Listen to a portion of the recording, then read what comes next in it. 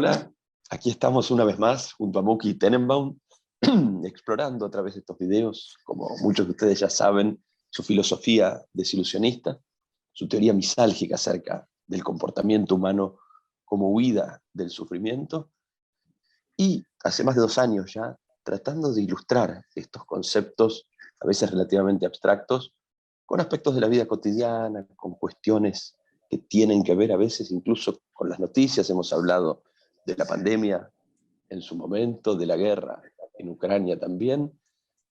Recientemente tratamos el problema de la inflación, que afecta buena parte del mundo en estos momentos, y hoy también en ese ejercicio de aplicar en algún sentido la filosofía, vamos a analizar desde el punto de vista desilusionista, obviamente, el problema de la violencia.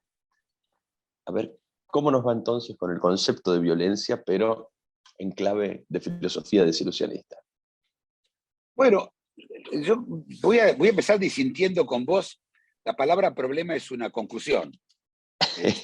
Vamos a hablar de la violencia. Si es un problema y cuál es su dimensión, es otro tema, ¿no? Al fin y al cabo, nosotros hablamos de sufrimientos y en general, cuando uno dice problema, de algo bueno no se trata, ¿no? Así que seguramente nos vamos a encontrar con la parte relacionada con el sufrimiento durante el video de hoy. Mira, la violencia podemos dividirla de varias formas. La primera cosa, existe la violencia objetiva y la violencia subjetiva, ¿sí? Hay cosas que son obviamente violentas. Si alguien viene y me pega una piña, para todo el mundo eso va a ser violencia, ¿sí? Si alguien viene y me pega una piña porque lo ofendí, sigue siendo violencia. Puede ser que mi ofensa también lo sea. Pero desde el otro lado hay violencia. Esa es la violencia objetiva.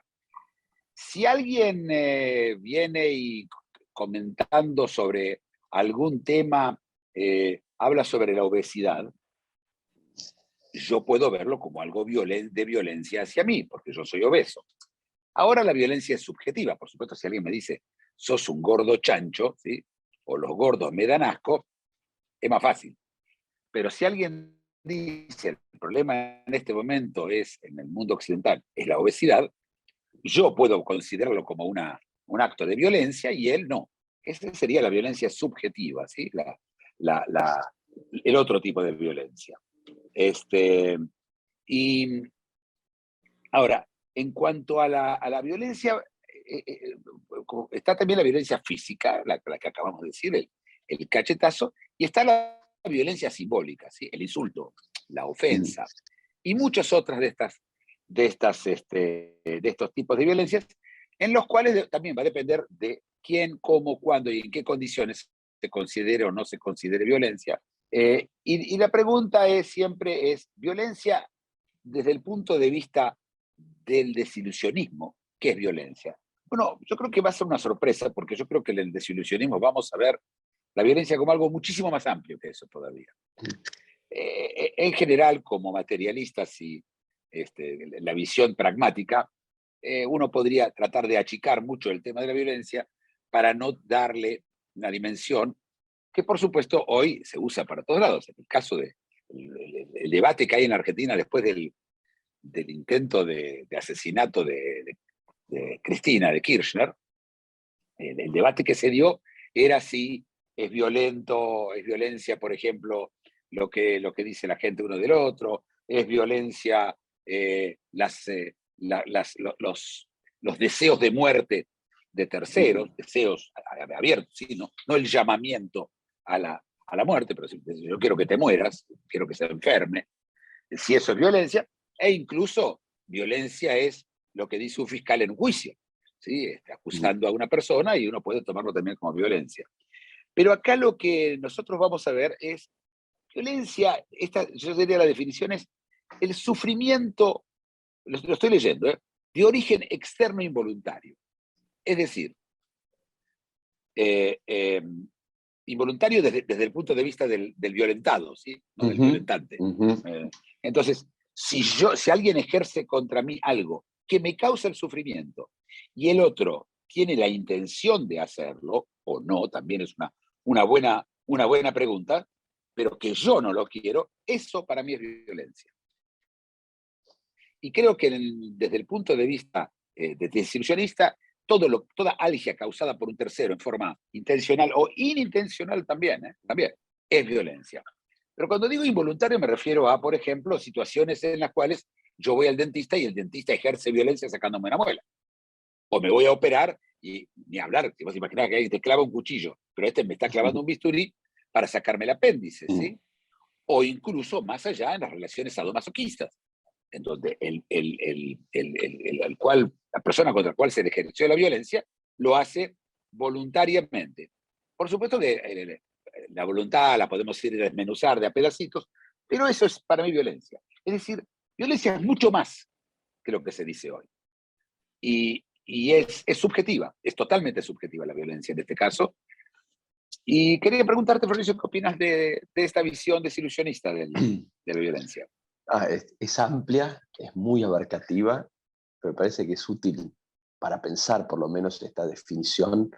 Vos estás diciendo básicamente que si alguien contra mi voluntad me inflige un sufrimiento, ya hay un acto de violencia. Por supuesto, el mismo acto con mi consentimiento dejaría de serlo, ¿no? Así es. Y esto me remite a algo de lo que hemos hablado, que es la fórmula que vos llamás matriz del sacrificio, ¿no? Si yo solicito que me sea inyectada, por ejemplo, una vacuna, es cierto, hay un sufrimiento, la aguja atraviesa la piel, esto duele, asusta, pero vos decís que esto no constituye un acto violento toda vez que yo voluntariamente expuse mi hombro a el pinchazo de la aguja. Al principio señalaste que esto podía o no ser un problema. Te traigo ahora con esta definición a esa cuestión.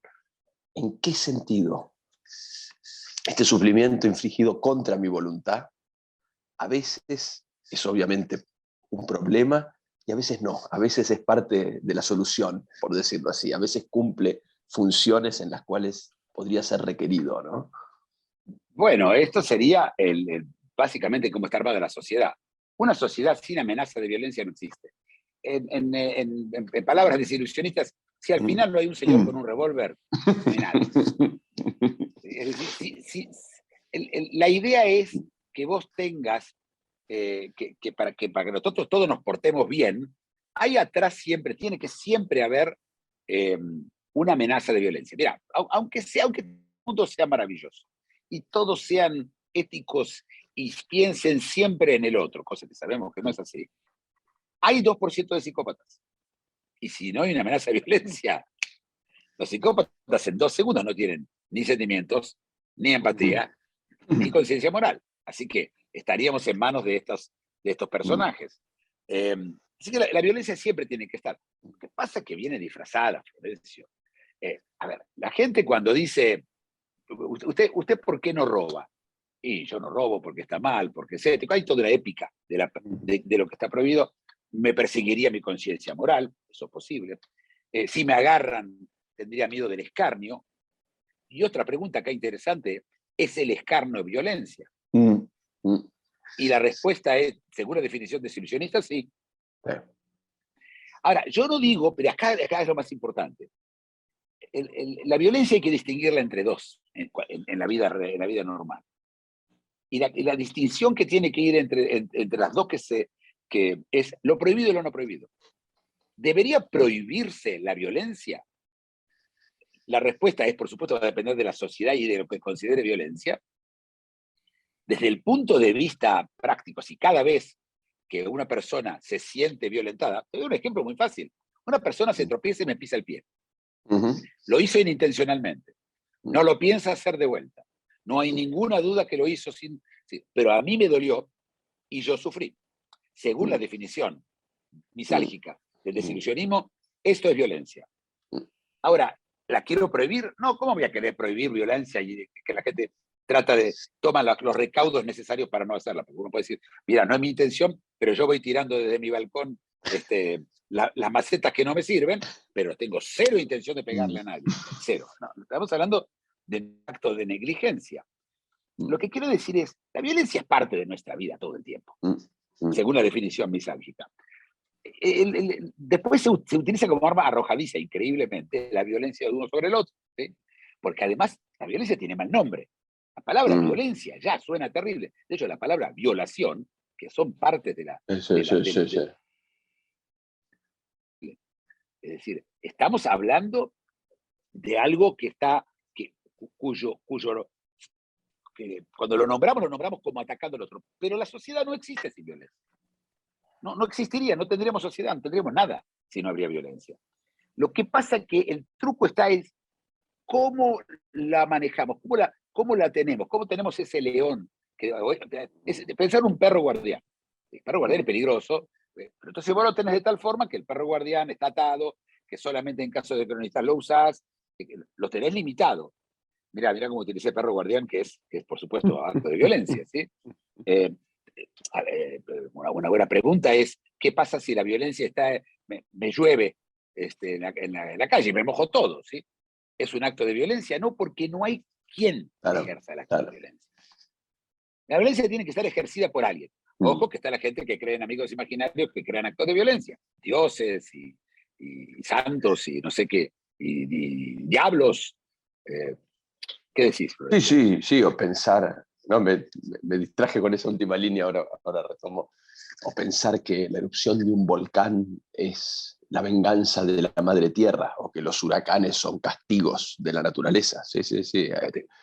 Hay personas no humanas a veces detrás de la atribución de violencia, pero ateniéndonos a la violencia causada por terceros en el sentido técnico de las personas físicas que nos rodean. Entiendo obviamente lo que decís de la violencia, o por lo menos la amenaza de violencia como indispensable para el armado social, ¿no? Indispensable para el zinc en términos propiamente desilusionistas. Pero te pregunto ahí, toda vez que nosotros sabemos y venimos trabajando en esto video tras video, que hay una relación entre esa posibilidad de zinquearse con los otros, la misalgia, la huida del sufrimiento, como vos la definís, que acá sería un motor para zinquearnos, y el sonambuleo. Entonces, me parece que sería interesante aclarar cómo funciona la violencia en ese triángulo. Misalgia, bueno, que me parece ya lo cubriste, zinc, que aludiría a este aspecto del tejido social que necesita la amenaza de violencia, y el sonambuleo de cada uno de nosotros en ese contexto, ¿no? Bueno, muy bien vos decís, yo para poder sonambulear, yo tengo que creer que no tengo en este momento sufrimientos de los cuales me tengo que ocupar, ¿no? Es decir, es el resultado, al final el sonambuleo es ese sendero que es el resultado de todas las cosas que no puedo hacer, ¿no? Que por ahí funciona, que por ahí no corta, ¿sí? Como decía el Tao, ¿no? Cortar la carne por el lugar más blando. Es eso, sonambulear, es andar despacito, sí, pero este es el resultado de después. Yo para poder sonambulear en la calle, tengo que creer que nadie me va a asaltar.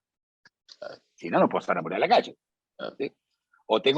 O a menos que sea un lugar donde igual te asaltan toda la semana, ¿viste? Al final se sonambulea con asalto y todo. Pero en general es esto. Entonces, la amenaza de la violencia mediada en el Estado, que dice que si alguien te me llega a asaltar, va a ir a la cárcel. Si esa amenaza funciona, fíjate, y solo si esa amenaza funciona, yo puedo sonambulear.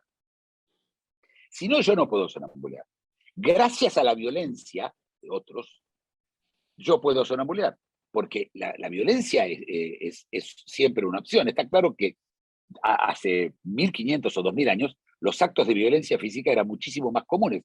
De hecho, hay estadísticas, creo que lo vimos en su momento, bajaron la cantidad de crímenes en el mundo, increíblemente, en los últimos años. Mucho. Olvídate de la pandemia, que por supuesto ahí desaparecieron casi. Pero la violencia se fue haciendo cada vez menor, pero tenés el caso de Inglaterra, donde ahí hubo un problema, donde se agrandó tanto la violencia prohibida, recordate, ¿sí? El desilusionismo dice que toda violencia es violencia, pero está la prohibida y la no prohibida. Entonces, claro, que asaltarte o amenazarte con un cuchillo en Inglaterra fue siempre violencia. Pero el día que decirle a una persona, utilizar el pronombre incorrecto y decirle femenino a masculino, masculino a femenino, la persona llama a la policía porque está ejercido violencia moral, la policía viene a ocuparse de esto, por supuesto no se puede ocupar de las dos cosas, porque no hay más policías que antes, y entonces el tipo del cuchillo anda más libre de usar su cuchillo, porque mientras tanto la policía está ocupada de un señor o una señora que se ofendieron con el pronombre, la llamaron usted o yo, o nosotros o nosotres o chiques, o no sé qué otra historia. Fíjate que yo no hablo de la parte social, ¿sí? Y vos acordate también que está el escarnio social, que es también parte del sonambuleo. Nosotros sonambuleamos tratando de no pasar vergüenza. Si nuestro sonambuleo incluye hacer acto que pasar vergüenza, orinar en la calle o gritar o vociferar en determinadas sociedades, en otras no, ¿sí? En ese caso, eso no es un sonambuleo posible, no es un sonambuleo normal, porque además la violencia del Estado está preparada. Se habló muy claramente el monopolio de la violencia, ¿no? El Estado quiere tener el monopolio de la violencia. De eso se trata. Y mientras vos creas que el otro es más fuerte que vos, y esto pasa también a nivel internacional, ¿sí? Los países más fuertes y están los países más débiles. Alguien dijo, no queremos vivir en un mundo en donde sea la ley del más fuerte. Es siempre la ley del más fuerte. Es siempre la ley del más fuerte, esto que quede claro. Siempre es la ley del más fuerte. La pregunta es qué es fuerza, pero siempre es la ley del más fuerte. Yo quería, quiero llevarte también, ¿dónde está la violencia hoy desde el punto de vista del Estado? ¿Dónde está la violencia del Estado? ¿Dónde está el señor con el revólver? Está claro que si yo estaciono mal mi auto mañana, me van a poner una multa. ¿Sí? No hay violencia ahí. No hay una amenaza de violencia, una amenaza de quiero que me pagues. No le pagas, vienen, te congelan la cuenta y te sacan el dinero. Yo una pregunta si eso no es un acto de violencia. Si yo estoy caminando por la calle y un carterista me lleva mi cartera sin que yo me entere, ¿es un acto de violencia? Probablemente sí, porque yo sufrí dentro del sistema de solucionistas, sí. Bueno, entonces la amenaza de sacarme la plata de la cuenta de banco es un acto de violencia. No me alcanza con eso. Yo igual digo, no quiero que me saquen, no tengo plata en el banco, vienen a arrestarme, a llevarme a la cárcel. Yo no me entrego. Y me empiezo a pelear. Me empiezan a pegar para que yo me... Es decir, la violencia está mediada, en algún lugar está esperándote. Nadie, por supuesto, todo el mundo va a decir, no, yo jamás voy a hacer eso porque no me parece ético, porque me parece mal, porque soy un buen ciudadano. Pero al revés, la verdad es que esos son palabras dichas para quedar uno bien y sentir que es una decisión de uno y no que realmente la violencia, cuya meta siempre es que vos hagas lo que otro quiere. Eso es violencia, ¿sí? Es que vos hagas, cuando la violencia es intencional, que hagas lo que el otro quiere. Estamos cerca del violento límite autoimpuesto de tiempo de estos videos. No es violento, no sufrimos tanto por eso. ¿Quién nos persigue? Pero me gusta esta idea, que es casi la historia reciente de la civilización, ¿no? Cuando vos marcabas la diferencia, por ejemplo, con tiempos pasados, con el medioevo y con tiempos más recientes también, es un camino no de desaparición de la violencia, yo estoy de acuerdo, pero sí de relativo y creciente ocultamiento, ¿no? Está cada vez más lejos, está cada vez menos. Mencionabas a la policía británica, a mí siempre me sorprendió eso mucho. La policía, por lo menos en las calles en Inglaterra, no lleva armas de fuego. Hay un garrote, ¿no? Hay un bastón allí como amenaza de violencia física, y está lo que vos decís, la violencia del escarnio, de la vergüenza, del señalamiento, del insulto. Pero es cierto que hay circunstancias en las cuales el acto violento, la descarga de la violencia sobre el cuerpo, está muy, muy, muy mediada, está muy lejos de las circunstancias en las cuales sonambuleamos y nos inqueamos. Esto es lo que la gente llama civilización, ¿no? Y yo lo llamo pretexto. A ver, es muy fácil. Desobedecer las órdenes de un policía es un delito. Yo creo que ya está. La palabra obedecer se obedece a quien tiene fuerza, ¿no? No, pero tiene autoridad. No, entendí, autoridad, pero tiene fuerza. Si mañana el policía deja, y ha pasado, sí, en los países que fueron desapareciendo, que la policía se quedó no sirve para nada, porque no había alguien, y al revés, ¿sí? Es decir, países en donde hay toda clase de derechos, pero hay un señor con revólver y al final va a ser lo que dice el señor con revólver. Pensaron la mafia. A ver, al final, cuando la mafia viene a cobrar su impuesto mensual a los negocios que están bajo su protección, ¿sí? En general la gente, uno ve en la televisión que le van, les rompen cosas, no funciona así, ¿eh? Vienen, entran, vos sabés que son la mafia, le pagás, los saludás, hablás, incluso hasta podés tener una conversación con el señor, sonambuleás pagándole. ¿Qué diferencia hay entre eso y el Estado? No, el Estado tiene una constitución con reglas, etc. Pero al final, si vos no le querés pagar los impuestos, el IVA, o no le querés pagar a la mafia, al final hay violencia. En algún lado está la violencia esperando. Lo que pasa es que nosotros preferimos no sentirnos, para poder sonambulear mejor, alejar esa violencia, ¿no? Y sentirse, darse a ínfulas y épica de que estamos haciéndolo porque somos grandes ciudadanos o porque somos gente moral, ética. Cumpliendo nuestro deber. Sí, la verdad que sí. Excelente. Seguimos la próxima. Hasta la próxima. Si te gustó el video, dale like y suscríbete. Síguenos en Facebook y en LinkedIn.